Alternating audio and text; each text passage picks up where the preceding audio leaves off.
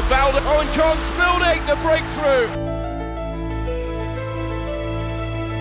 বিশ্বকাপে ব্রাজিলের ইতিহাস হেক্সা পূরণে নতুন করে আশা দেখাচ্ছে। অতীত রেকর্ড বলছে, যখনই ব্রাজিলের কোনো খেলোয়াড় গ্রুপ পর্বের ৩ ম্যাচে গোল করেছেন, তখনই শিরোপা জিতেছে সেলেসাওরা। ১৯৭০ সালে জেয়ারজিনহো, ১৯৯৪-এ রোমারিও আর ২০০২ সালে রোনালদো ও রিভালদো, সবারই ছিল একই কীর্তি। এবার সেই তালিকায় যোগ দিয়েছেন ভিনিসিয়াস জুনিয়র। গ্রুপ পর্বের ৩ ম্যাচেই গোল করেছেন ভিনি। স্কটল্যান্ডের বিপক্ষে ৩-০ জয়ে দুর্দান্ত এক হেডে গোল করেছেন ভিনি, যেটি ছিল ২ বছরের বেশি সময় পর তার প্রথম হেড থেকে পাওয়া গোল। এই গোলের পেছনেও আছে মজার গল্প।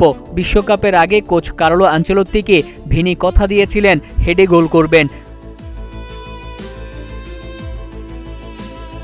আনচেলত্তি বিশ্বাস করেননি, বরং বলেছিলেন, যদি গোল করতে পারো তাহলে উপহার দিব। ফাইনালি ভিনি গোল করে দেখিয়েছেন। আনচেলত্তির অধীনে বদলে গেছেন এই ফরওয়ার্ড। তার কোচিংয়ে মাত্র ১৩ ম্যাচেই ৭ গোল, যেখানে অন্য কোচদের অধীনে ৩৯ ম্যাচে ছিল মাত্র ৬ গোল। এবারের বিশ্বকাপে ৩ ম্যাচে ভিনির গোল ৪টি, অ্যাসিস্ট ১টি। ৩ ম্যাচেই হয়েছেন ম্যাচ সেরা। সবচেয়ে বেশি গোলে অবদানও তার। তাহলে কি ইতিহাস আবারও নিজের পুনরাবৃত্তি করতে চলেছে? ভিনিসিয়াসের নেতৃত্বে কি ষষ্ঠ বিশ্বকাপের স্বপ্ন পূরণ করবে ব্রাজিল? এখন সেই উত্তরই খুঁজছে গোটা ফুটবল বিশ্ব। মোহাম্মদ মাসুম, নাগরিক প্রতিদিন।